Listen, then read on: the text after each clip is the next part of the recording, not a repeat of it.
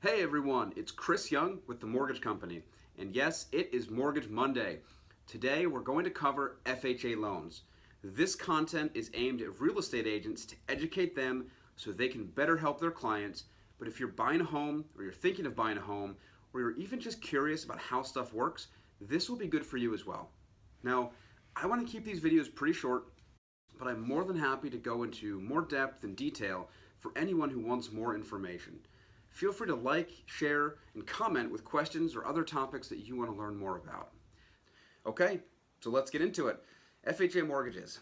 FHA stands for Federal Housing Administration, which is part of the Department of Housing and Urban Development, or HUD for short.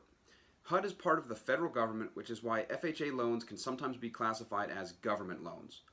Now, the government doesn't actually lend the money.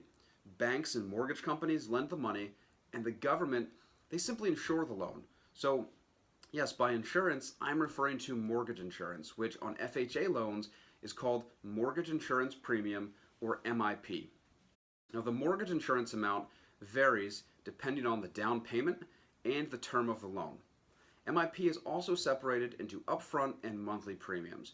For a typical FHA buyer, they're going to see 0.85% of the loan amount paid monthly and 1.75% of the loan amount paid up front. Now, that upfront portion can be paid out of pocket or it can be rolled into the mortgage balance. So for a $150,000 house, that's about $2,500 up front, which is usually rolled into the loan amount, and about $100 a month. So enough about mortgage insurance. Let's dive into some other cool stuff that FHA mortgages offer. First, they are available to everyone, not just first-time home buyers. And FHA mortgages can be used to purchase a single-family home or a multi-family property up to 4 units. Now, under normal circumstances, you're allowed one FHA loan at a time, but you can use the program as many times as you want. So if a potential home buyer currently has an FHA mortgage, right, they would be able to get another FHA mortgage to finance their new home as long as they sell or refinance their current home first. One of the best things about this program is the low down payment requirements. FHA requires a down payment of just 3.5% of the purchase price. So on that same $150,000 scenario from before, that's a down payment of $5,250.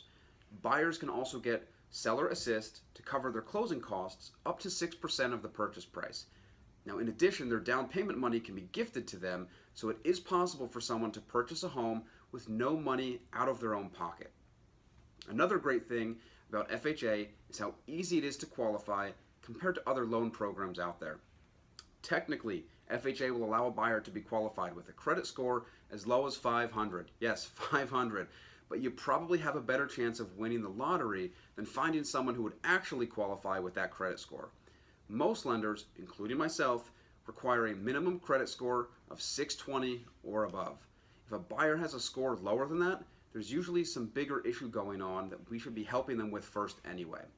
Now, even with the low down payment and credit score requirements, FHA will still allow a buyer to leverage themselves more than any other type of mortgage. Lenders look at a buyer's debt-to-income ratio, or DTI as we call it, to determine how much of their monthly gross income, that's before taxes, is being used to pay back debt. The maximum that FHA will allow is a DTI of 57%. So if a borrower earns $10,000 a month, they would need to keep their total debt payments under $5,700. Including any car payments, credit cards, student loans, and obviously that new mortgage payment. That's it for this week's Mortgage Monday. I hope it was helpful. Please feel free to reach out to me if you want more information or you have any questions. Leave me some feedback in the comments, and please like and share this video with anyone you think may find it helpful. Thanks, and have a great week.